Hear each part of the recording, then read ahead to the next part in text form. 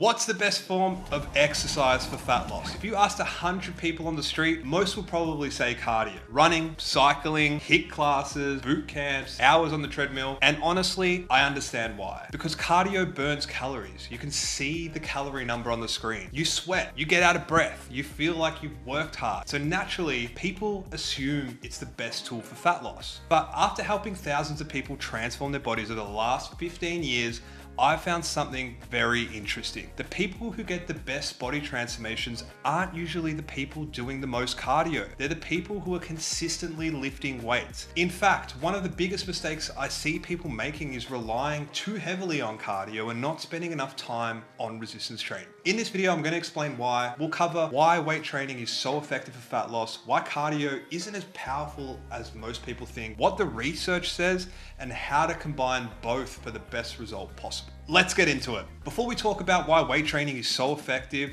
let's talk about why people love cardio. Because on the surface, it makes sense. If your goal is to burn calories, cardio seems like the obvious answer. You jump on the treadmill, the machine says you've burnt 500 calories, you leave feeling like you've achieved something, right? The problem is that fat loss isn't just about burning calories. It's about changing your body composition. And body composition simply refers to the ratio of fat mass to lean mass on your body. Because at the end of the day, nobody's trying to become a smaller version of themselves. They want a smaller waist, they want a six pack, they want more definition, visible abs, toned arms, better glutes, a more athletic physique, and that's where things start to change. The goal isn't simply to lose weight. The goal is losing fat while maintaining as much muscle as possible, or even building muscle while you're losing fat. This is called body recomposition. Let me give you an example. Imagine two people. Person A loses 6 kilograms of fat and 4 kilograms of muscle. Person B loses 10 kilograms of fat while maintaining all of their muscle. Who do you think will look better? Person B, every single time. Because muscle is what gives your body shape. Muscle creates shoulders, muscle creates glutes, muscle creates arms, muscle creates that lean muscular look or lean tone look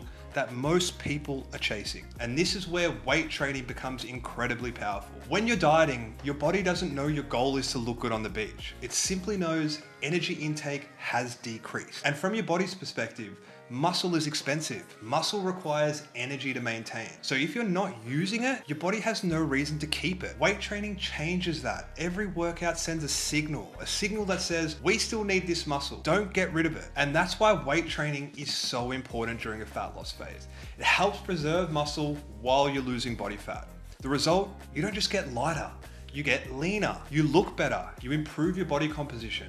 And that's exactly what most people actually want. Now let's look at what the research says. One of the best studies on this topic compared diet only to diet plus cardio to diet plus resistance training, and then also compared diet plus resistance training and cardio. And what the research found was really interesting. All groups lost weight, that's expected, but the group performing resistance training retained more lean mass.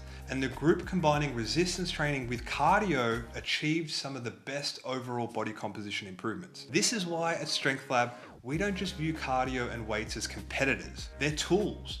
But if I had to choose just one, weight training wins every time, because weight training helps determine what that weight loss looks like. Now, before anyone jumps into the comments, I'm not saying cardio is bad. Cardio is fantastic. Cardio improves cardiovascular fitness, heart health, work capacity, calorie expenditure, and recovery. And if you enjoy it, that's a huge bonus. The problem is when cardio becomes the entire plan. I see people doing 5 cardio sessions per week, 6 cardio sessions per week, 7 cardio sessions per week, but they're not lifting weights. And then they wonder why they look exactly the same, just smaller. Because cardio helps you lose weight. Weight training helps shape your body. One of the biggest common mistakes I see is people trying to out-train a poor diet. They spend an hour doing cardio, they burn 500 calories, then accidentally eat 1,000 calories back that afternoon. This is why nutrition will always be the foundation. You cannot out-cardio a calorie surplus. The fastest body transformations happen when you're in a calorie deficit, you're eating enough protein, you're lifting weights, and you're using cardio strategically, not excessively. Strategically. For most people, I'd recommend starting with 3 to 5 weight training sessions per week and aiming for roughly 8 to 10,000 steps per day. It's simple, sustainable, and effective. Then, if progress slows, you can gradually increase that activity. Add some additional cardio or reduce calories slightly, but weight training remains the priority. So if your goal is to lose body fat and completely transform your body, here's what I do. Number 1, create a calorie deficit. Number 2, eat a high protein diet. Number 3, lift weights consistently.